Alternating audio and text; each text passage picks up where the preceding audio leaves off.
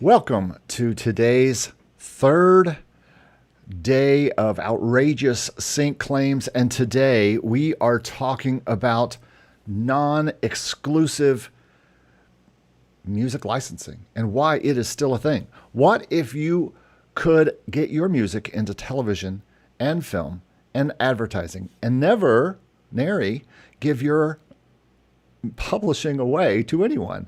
Keep all of your publishing. That's right.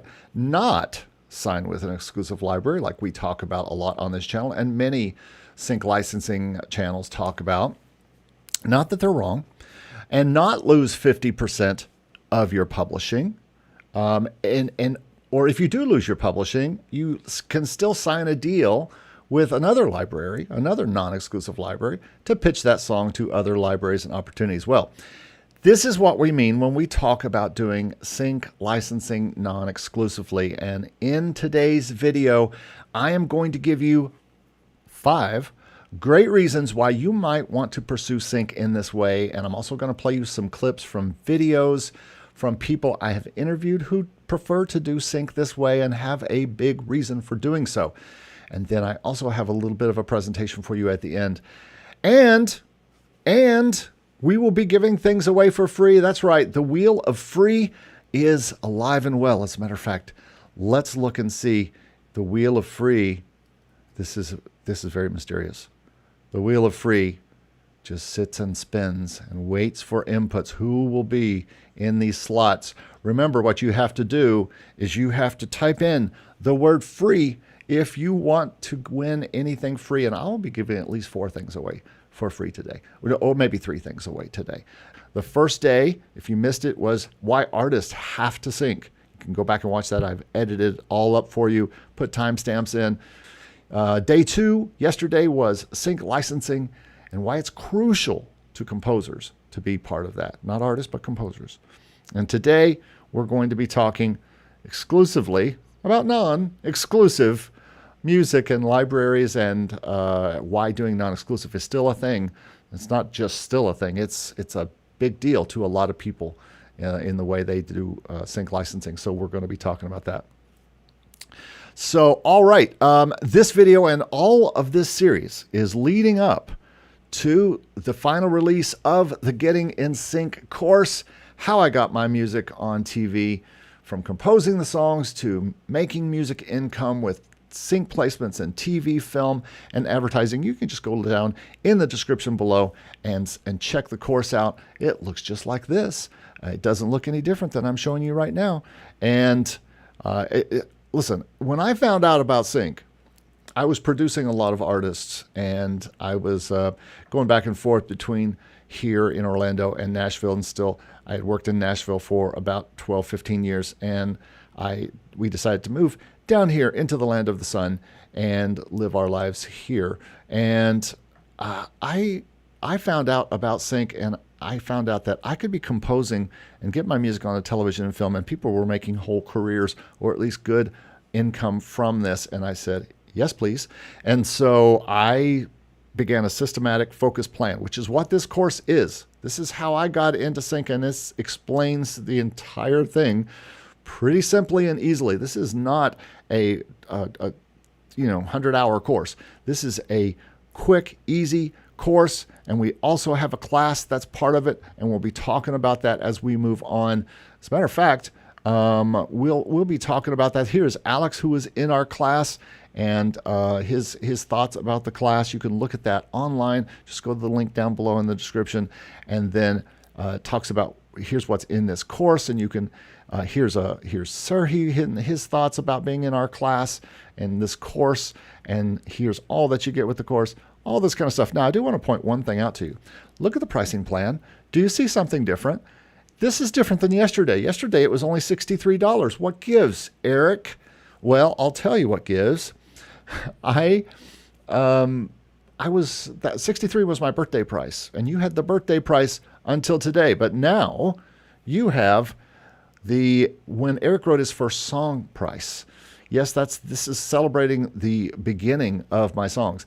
And yes, the course price will be going up every day until the webinar, and then the webinar will explode with lots of options on different things. And for the webinar day and for a few days after the webinar. You'll be able to get some fantastic deals. But right now, you can get the basic course for just $76, and that is going to be the lowest price it's going to be.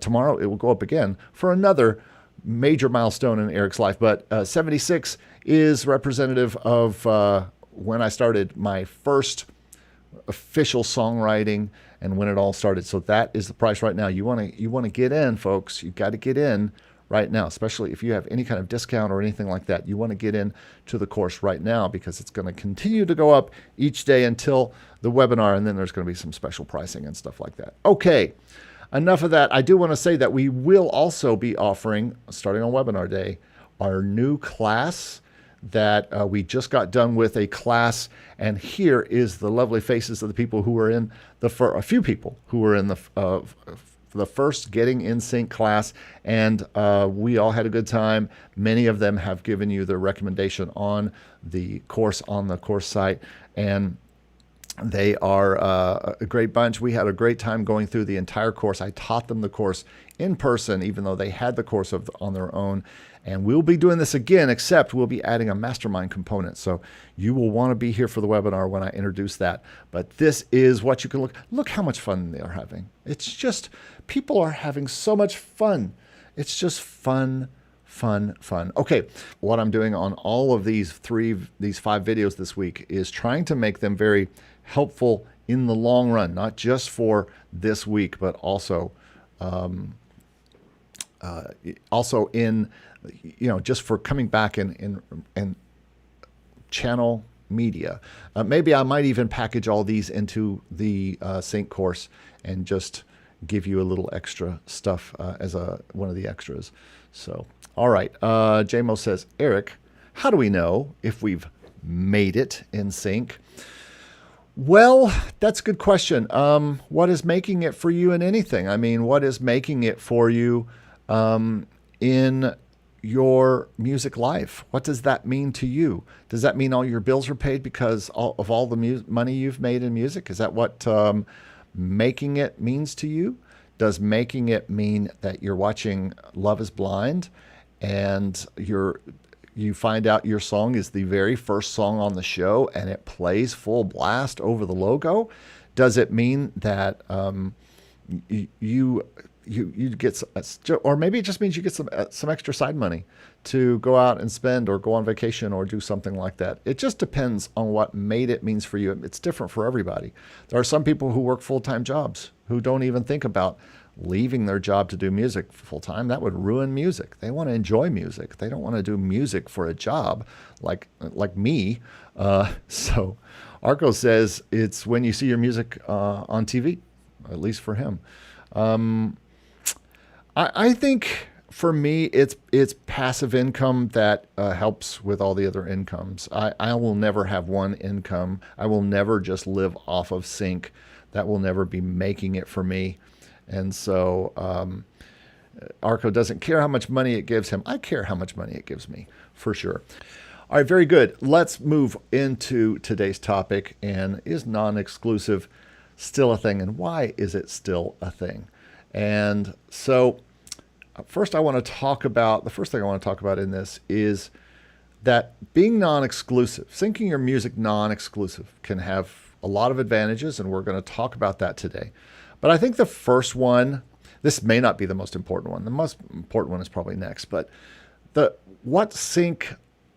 doing sync with non-exclusive libraries or direct syncs to music supervisors or direct working with a sync agent who gets your song directly to a place. I think what that does is it doesn't limit your song to one exclusive deal and one exclusive library that you can't then do anything else with it. One of the problems people come up to me with Sync and after they've signed with an exclusive library is does this mean I can't pitch it myself?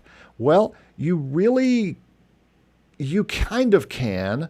I talked to someone recently about this. You can most likely, I've gotten the go-ahead for all my libraries to lead them to where they can get the song on that library. So everybody can do that. But you can't license your song to another project. without going through that company. You can't put it onto another exclusive library or any, even a non-exclusive library if you're signed to an exclusive deal. You can't put it onto some platforms. You can't do sometimes they don't want you to put it on YouTube. Sometimes they don't want you to enter it into Content ID. Sometimes they don't want you to put it on Spotify even, because they want to do that. So there's all these things that you really can't do that you can do with non-exclusive licensing. You can increase your chance to get music placements because you're in different libraries and different you're in all the places, and you control all those places that you're putting your music. You're not just putting your music up and into one place, and it can't be used from any place else. There are certain non-exclusive libraries like Pond 5 that have an exclusive side. But if you put your song on the exclusive side, you can't put it anywhere else. Why would you want to? And so sometimes you think, I would not want to just put my music, have it hidden in one place. We'll talk about exposure here in a moment. But the next reason, and probably the most important reason for non-exclusive sync, is that you get to keep the publishing side. When you sign an exclusive deal, they become the publisher.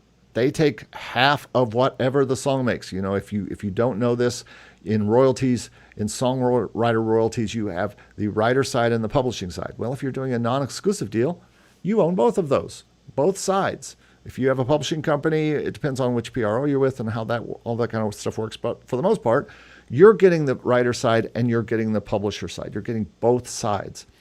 But when you sign with an exclusive library, they become your publisher because they are doing all the work to get your music found. And this is a plus for music libraries, that they are especially if it is tied into a BMG or an APL or a Universal or someplace like that, or Warner Chappell, where people are searching these big libraries. And if you're associated with that, then you can get a lot of exposure. And they also are doing pushes at Christmas and Halloween and different times with their material that is going to be needed for those times. So they are working for you, and so they should get the publishing side. That's what publishers do. But if you don't do an exclusive deal, you can really have the control, and that's what we talk about having control of your music, having control of your publishing, and keeping all that. It's a very unpredictable world of music licensing right now, with AI coming into the picture. People don't know what's going on. So this is probably the biggest part and the biggest reason that people will tell me that they want to keep their own publishing. So that's the next piece of this. And then the last thing I want to say is that, or at least the third part I want to talk about before we do some other stuff, is that non-exclusive deals can allow your music to reach a wider audience sometimes, because you can use it with different clients. I can't really take an exclusive library song that I've put into an exclusive library, especially for perpetuity, and we'll get to that as far as how long these deals are that you get into. But I can't take that to to a company that is wanting to own the song or use the song for their particular uses, and that's just not. I don't have that ability to get that exposure in those other places. I have signed with a publisher. I have signed with an exclusive library, and they exclusively own the ability to use that song, to publish that song. And so having the greater exposure and being able to license your music to different clients, to different libraries, all this can build your reputation and your fan base more effectively. You can do more things. And so we'll talk about that in a moment. The first thing, though, before we get there, what I want to do is I want to show you a video, a piece of a video that I did with Tamara Bubble. And one thing that she talks about with some of the things that she feels that non-exclusive is most important. And this is a video you can find on this channel. You can go back through our sync playlist and find this video. Why do you prefer not to go the music library route? The main reason that I'll give is that libraries require the same level of high quality music. I think when libraries were first in existence, They would take your trash. It was like a cesspool of just like the throwaway music that you didn't plan on putting out, you didn't plan on doing anything else with. That was what libraries were. Today, roll forward to 2023, libraries require the same high level quality that a major label would require, that a major indie publisher require. They want top notch music. And then they have a limitation to what they can sell. Remember, libraries are based, the license fees are based on rate cards. These are predetermined rates depending on the usage and all of that stuff. And the library is just going to take in a ton of amazing music and undervalue it. They're going to undercut it. They're going to sell it at a maximum of $1,000. And in the sync world, in the indie sync market, the minimum that you're getting or that you should be getting for a placement, the upfront minimum fee is $1,000. Why would I give it to a place that the maximum they can command is $1,000 when I can just walk right over here and give it to someone else and let them pitch it and they can command a minimum of $1,000? It's just like, this is not even a no, this is a no-brainer. This is like, so I want $1,000 max or $1,000 minimum. I'll go with the minimum. And that's what I'll start with. Have you ever been in any libraries at all, ever?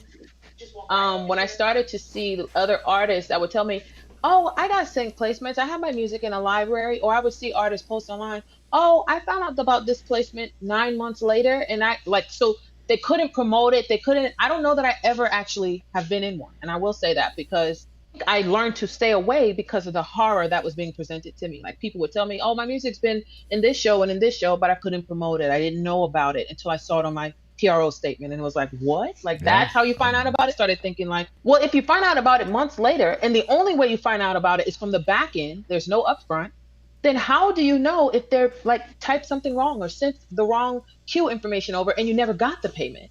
And I couldn't live with that. I feel like anytime you have a career, if your control is limited, if you don't know about what's going on with your money, somebody can easily take it. The accountant in me doesn't settle for that. Like a lot of people, when they just give all their money to an accountant, the accountant usually can take it because it's like you're not managing and watching your own stuff. Even when you hire somebody to do something, you should still have enough knowledge about it to know what's going on and to make sure there's no way you can be getting ripped off. And let's remind everybody, you were a CPA before you started this. Is that correct? Absolutely. Formerly licensed CPA, yeah. So this person comes from a place where she is going to know where every penny is going and know where every penny that she is making is, and she wants to know where it is, and you're not willing to put it in. I mean, even because these are just publishing deals. I dreamed my whole like teen life and 20s life that all I wanted was a music publishing deal. If I could just get a music publishing deal, which is basically what these libraries are offering, a 50-50 split. I get the writers, they get the publisher, and then we split the sync, and that's basically what I would sign with just about any music publisher company, music publishing company, right? If I'd signed a deal with a publisher, they would get the publishing side, I would get the writer side, and then if they got me a sync, that we would probably split that sync as well. That's just a kind of a boilerplate like music business, music publishing deal. Would you agree? No, to an extent, I think libraries are bootleg publishers, and here's why.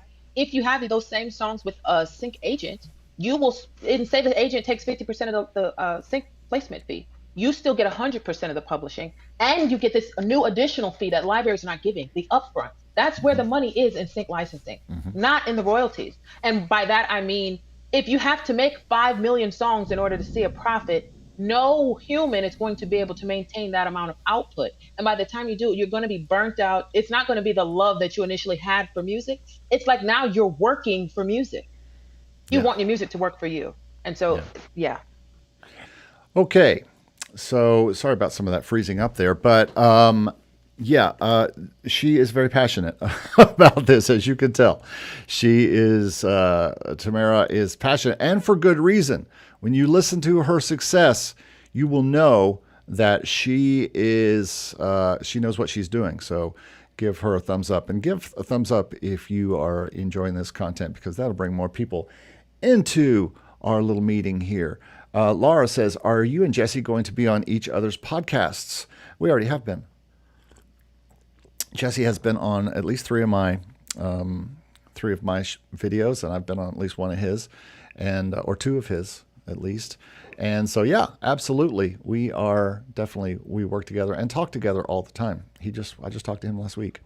Tony says, have been watching some TV films made by Hallmark, and I think that use a lot of track source from Pond 5, which is encouraging. Pond 5, I actually had a Pond 5 sale of $300 last month that was for, for use in a bigger use, because that's why they have to pay more, because they're going to put it into a film like this. So absolutely, it can happen. It is happening. It is still happening.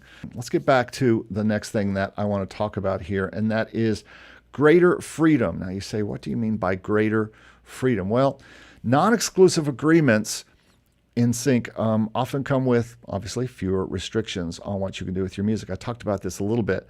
This means you can still release your music independently, perform it live, use it in other projects, and some of these things are things you cannot do if you're signed to an exclusive deal. Point in fact, they really discourage me. Most of my libraries that are exclusive discourage me from putting my music on Spotify. They do not want me to put my music on Spotify because they are putting it up there themselves. Now, I have before they made this thing, so some of my music is up there and some of it's not. It depends on the library. How I don't think anybody is really super focused and will get mad at you if you have your music up on there and they have it up on there.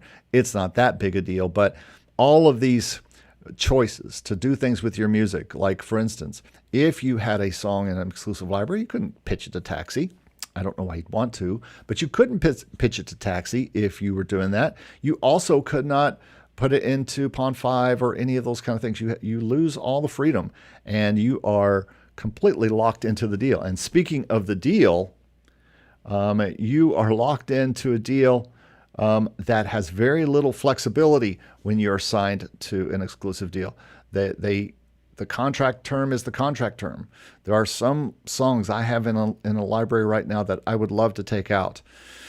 That is just not doing anything with any of my songs, and I'm seeing nothing done with them. I would love to take them out, but I can't because I'm locked in for 5 years to one and to 3 years with another, and I think it's 3 or 5 years with another. You are locked in. You can't do anything with those things. But if you're non-exclusive, now, for instance, if I signed a Crucial, that's a 3-year term, I believe, and you can get the songs back, I believe, if they haven't placed them or anything like that. So you can negotiate a little bit better on the side of non-exclusive libraries and non-exclusive uses, especially. So, for instance, if you want to negotiate a deal with your song with a company or with a television show, you can do so. The music supervisor can say, we have $1,000. And you're like, are you sure you don't have 2,000? Now, likely you would never say that. You would never go, I'll do it for 2,000. Now, depending on how much real power you have on your side. If you're a well-known artist, you can probably negotiate that a little bit more and be non-exclusive. But that is flexibility is a big part of this. And when I was recently talking with Michelle Weiss-Maslin on a recent video, she was extremely focused on non-exclusive and talked about it quite a bit. This was a part where we were talking about non-exclusive. We were talking about if she would work with libraries or go direct to pitch. And so this is a little bit of my talk with Michelle. And Michelle is a multi-award-winning songwriter in Los Angeles and part of every single sync thing I've ever seen go on out there. So you want to listen to what she has to say. Go on this. You would rather create music for the most part and pitch it yourself and or pitch it to your network rather than put it into a library. You've already pretty much said that, right? Well, the songs, yes. Well, no, let me backtrack and I'll surprise you. I believe in diversifying. Okay. I want to put my songs and throw them anywhere that their possibilities exist for them and can serve other people. Yeah. So I want to serve the community, the music supervisors and A&R people and managers and publishers and everybody. So I believe in that mutually symbiotic relationship with the songs. I put my songs in non-exclusive libraries. Mm-hmm. So I love them, and those are for the songs in my own catalog. I don't, again, put my songs in my own catalog in exclusive libraries, but I do actively seek and look forward to work for hire commissions for that side of my work. So, non-exclusive licensing. My final words on this. I kind of have a theory that is mine that, yes, you can just call me Eric. But I really feel like that non-exclusive licensing has a big place in what I do. I have about half and half I'd say 500, a little bit. I have about 500 songs out there between exclusive libraries and non-exclusive libraries. That's where my number is right now. And I draw a line. This has been a video that I put out in the first year of my channel. I draw a line and I say there is a line between non-exclusive and exclusive. And I'm literally and knowingly putting my exclusive stuff on one side, and on the other side of the line, I'm putting them in Content ID. I'm putting them in the libraries. I'm putting them in I'm pitching them non-exclusive things. And I feel like that most of my non-exclusive stuff is better for YouTube or better for other uses, but it's not necessarily the case. And yes, we will be live every day this week. We have tomorrow, and then the big one is Friday. You want to be here Friday because you could win the new Getting in Sync course, and there will be many levels of winning that and getting in a class and all sorts of stuff that we're going to be having with that.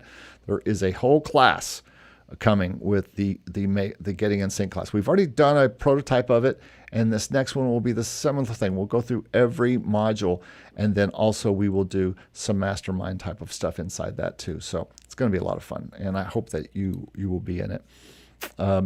But I purposely say, okay, when I finish the song, this is definitely going in the non-exclusive section. This is going to Motion Array, and it's going to all the places. It's something I could also pitch personally if I decide to pitch it to a library, a non-exclusive library, or I pitch it to a music supervisor or a sync agent. Then some things will stay non-exclusive until I've tried all the ways to pitch them to non-exclusive things, and none of them worked out, and it just worked out better for me to put them in an exclusive library. It could also go backwards. Sometimes I will make an album for an exclusive library. I'll pitch it all around to all my libraries, and everybody's like, no thanks. And so, it's sad. But what I do with those is just put those into the non-exclusive side. And guess what? One day, one of them makes $300 on Audio Jungle, or one day one of them does real well or consistently does well for months or years on Motion Array and just provides hundreds of dollars of income. So I think, though, you do have to kind of decide what you're going to do with your songs. Are you going to go non-exclusive, or are you going to go exclusive? And once you decide, that's just kind of the way it is. And because once they're in exclusive libraries, you can't do anything until the contract's up anyway. And I have one library that's perpetual. So if I put something in my BMG library, it's in there forever. It's not coming back. I can't wait for that to be done. It just goes in and it's never coming back out. So that's about all I have. If you have any other questions, let me know or put them in the comments below, and I will respond to them later. I will be this will be this way all day. You'll be able to see what we've done here on this particular live. By tomorrow, though, I will edit this up for just the content so that you can, and important questions that people ask that we talked about. I try to keep all those in, but I will really try to focus on making all of this content this week evergreen. In other words, people can watch it anytime and get something out of it. I think that's important.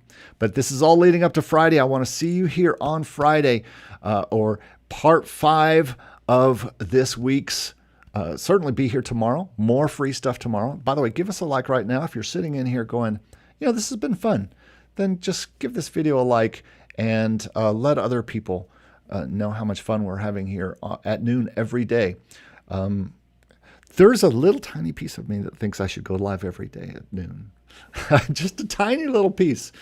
But I can't get anything done this week because I've been getting these videos ready, and the scripts ready, and the screens ready, and the wheel free ready, and all that kind of stuff. And so it really makes it a little tougher to put this together every day because I want to do a lot of work. Thanks so much for being here and being part of what's been going on. Really enjoy hanging out with you all. And thanks to everybody else who's lurking, who's watching, and not saying anything. I'm happy you were here today too. And I hope you're here tomorrow at noon and especially on Friday. So everybody have a great day. Have a great day today. And be thinking about, should I do non-exclusive sync or exclusive sync? Or, like I do both. We'll see you next time. Bye-bye.